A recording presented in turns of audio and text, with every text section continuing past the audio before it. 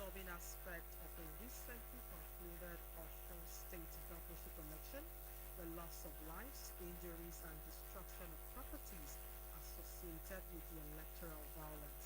Now, from what we understand, elections are supposed to be the celebration of democracy. They're supposed to give our citizens the right and opportunity to choose their leaders and who they want to govern them. But when an election produces deaths, injuries, and destruction, we have to stop and ask certain questions. And that comes from the angle of why did political competition become so violent? How did we get here? And what is needed to be done as regards future elections? That's talking about 2027 presidential election. So today we want to look at what happened, what went down as regards of first state governorship election.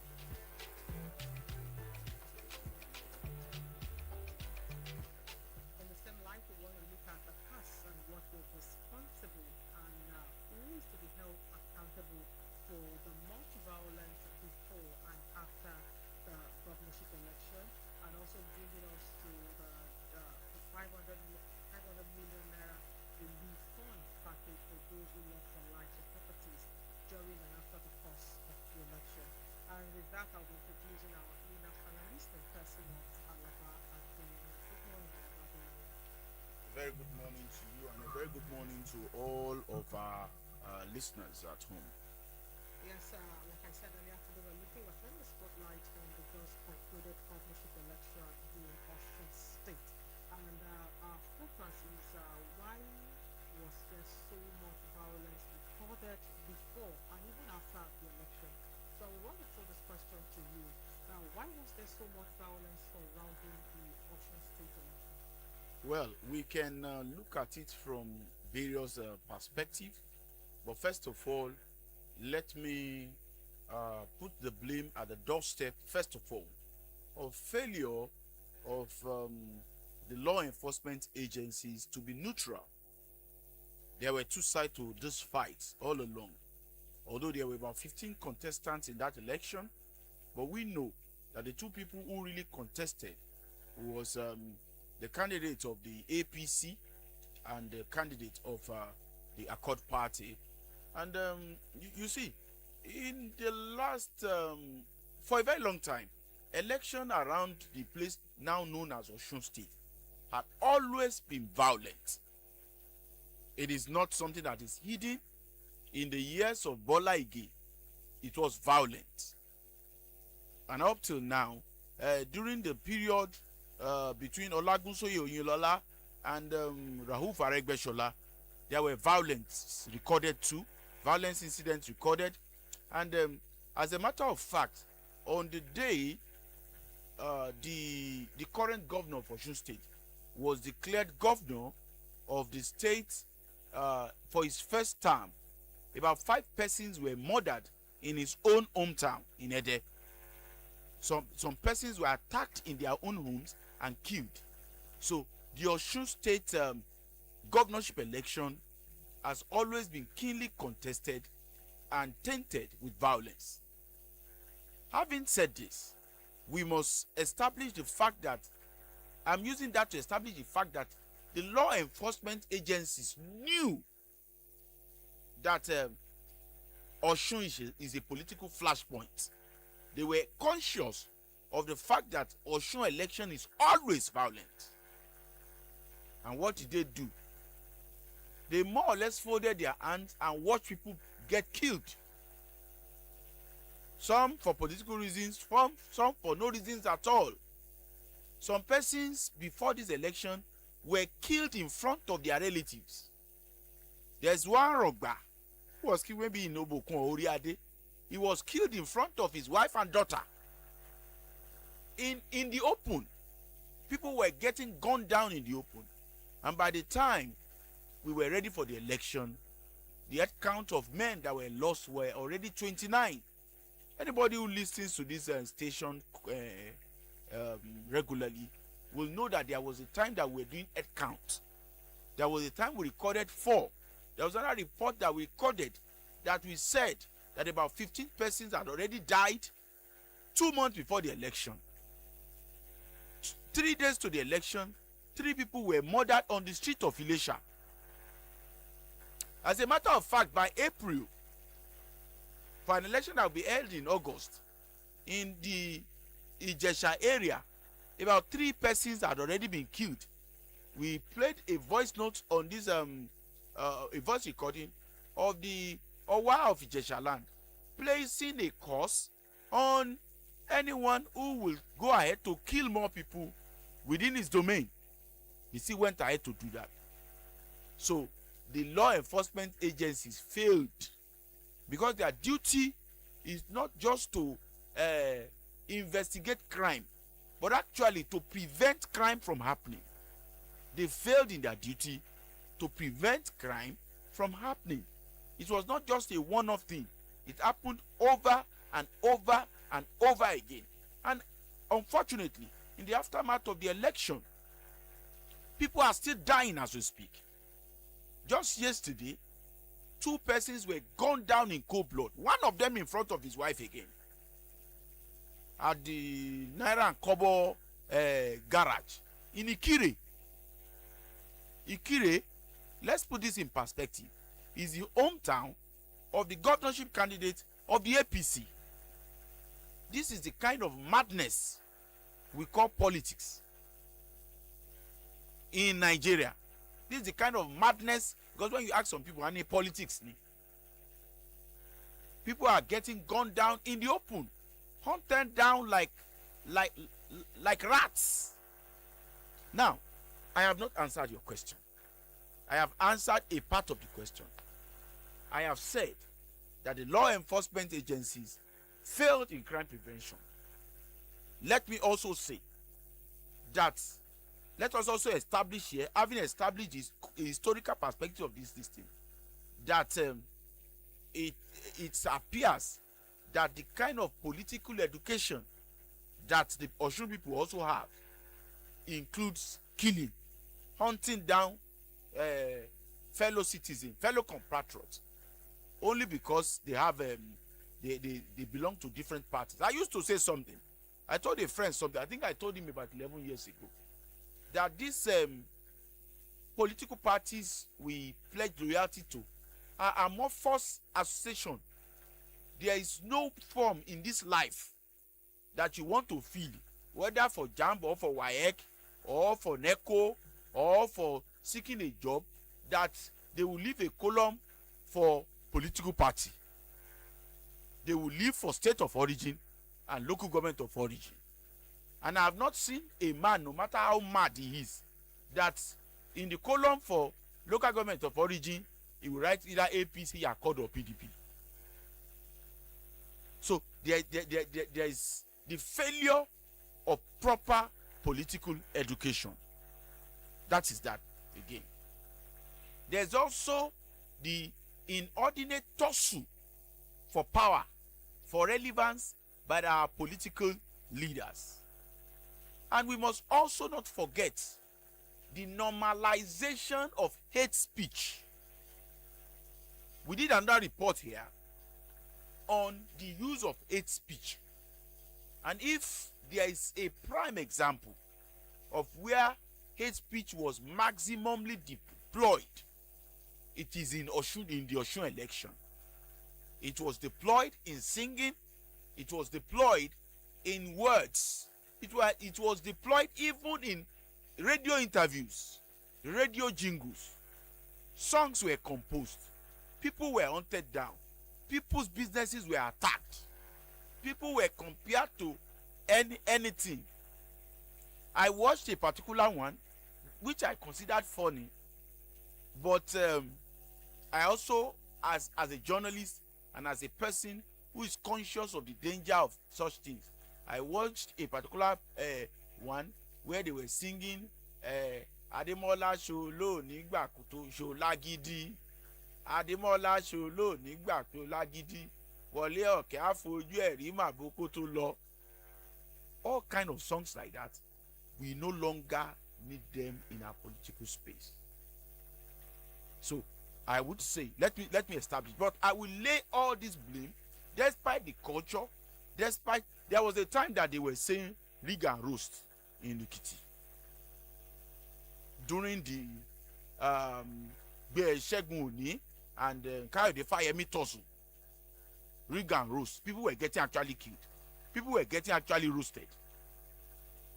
But the same Ekiti people who got that governorship back through the court almost at the same time that the Osun people got their own, conducted an election, and there's no record of a single death. But the Osun people, unfortunately, a state that I have attachment to, have refused to move on from that position of backward political style. That is where we have ourselves. But we will put the ultimate blame in at the doorstep of the law enforcement agencies who failed in their job. Okay, now from having said all of that, now that according to your explanation, the law enforcement agency have like a larger share when it comes to pushing blame.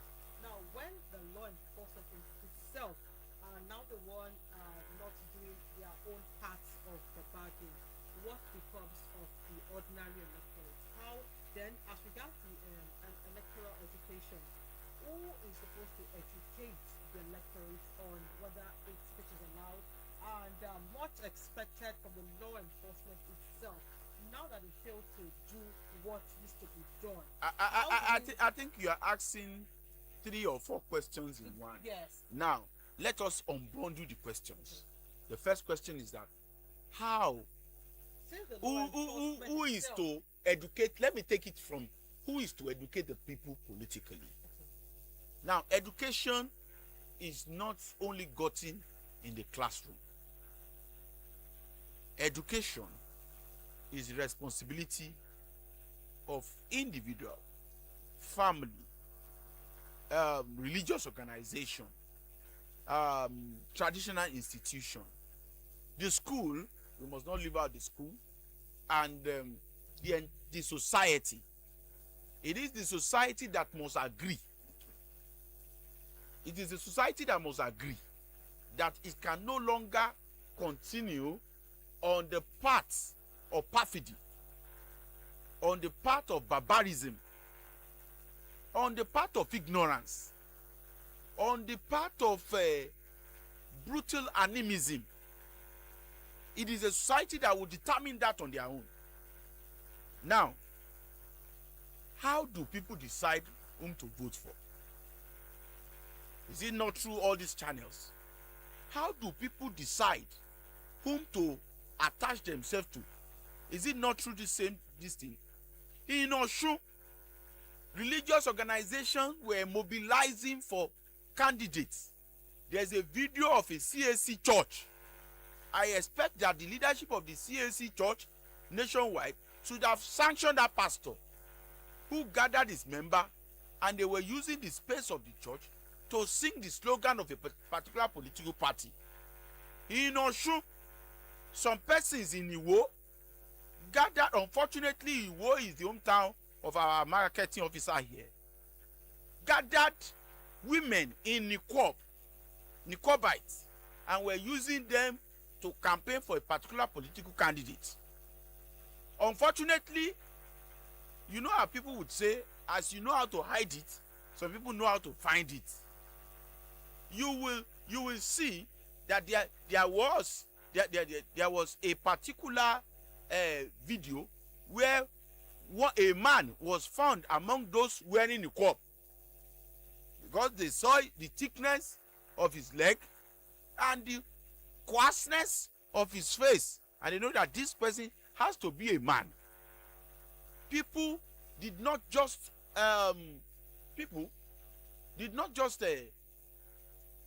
mess up their this thing. They also desecrated what was considered hallowed by our people. Now, talking about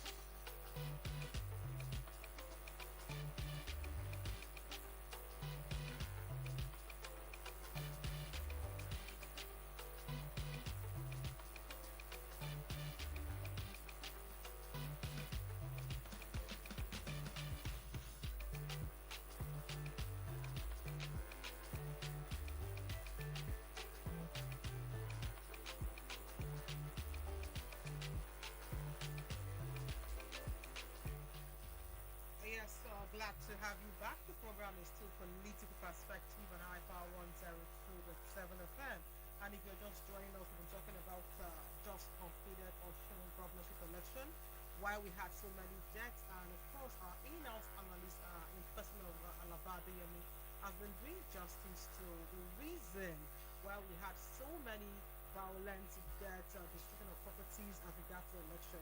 Now, having said all of that, what is the way forward, Alaba?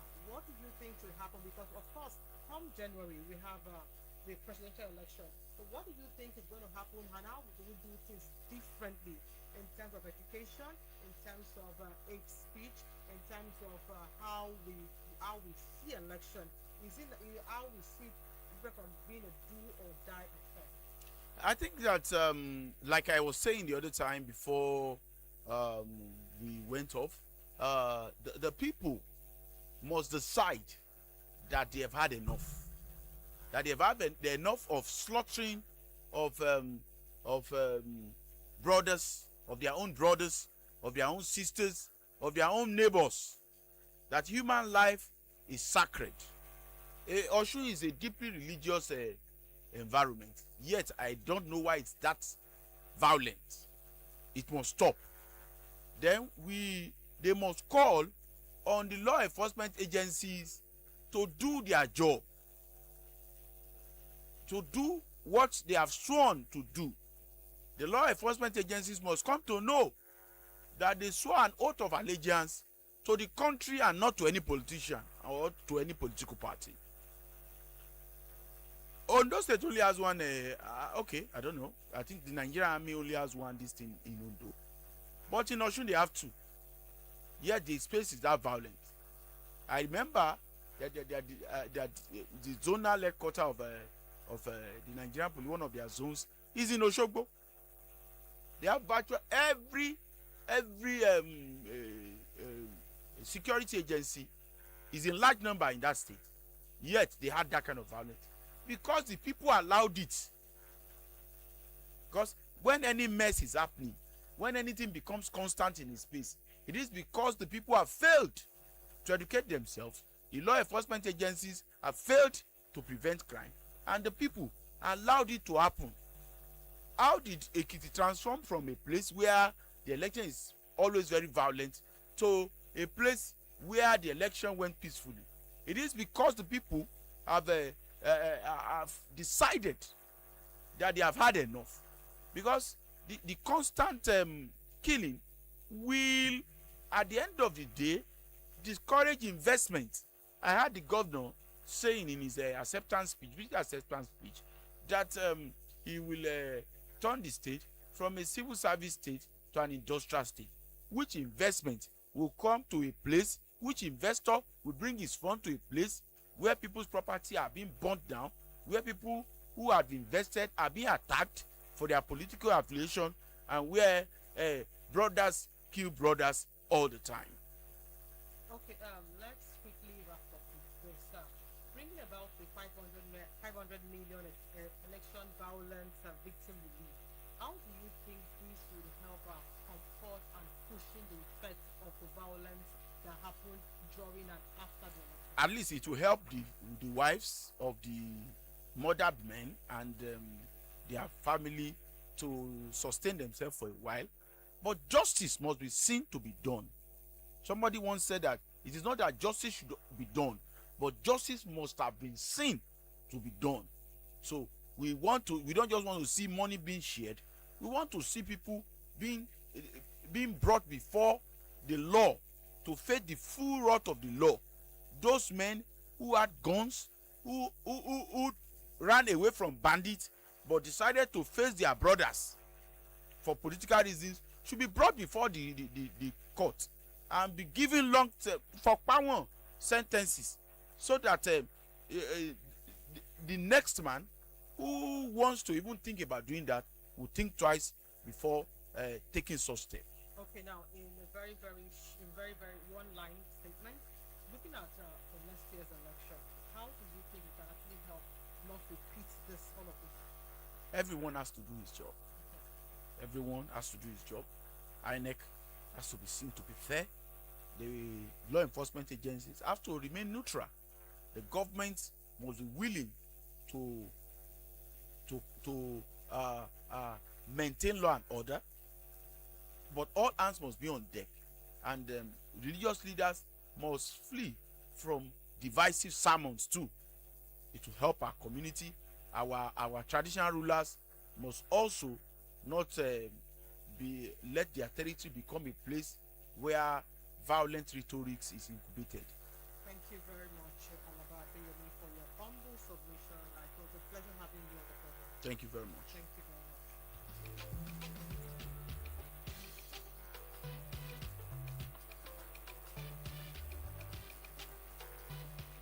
Yes, sir. Today we have moved from violence that claimed the lives and destroyed properties to the government's response through the 500 million election violence victim relief endowment fund. But perhaps the biggest lesson is that compensation should never become a substitute for prevention. Just like Alaba said, everyone should do their job. Everyone, the law enforcement should do their bidding, should do their job very well. The electorate should be aware that election is not do or die. And of course, we should always remember that even after election, there is life after election. So everyone should actually put a check and balance into what they do as regards election and electoral processes.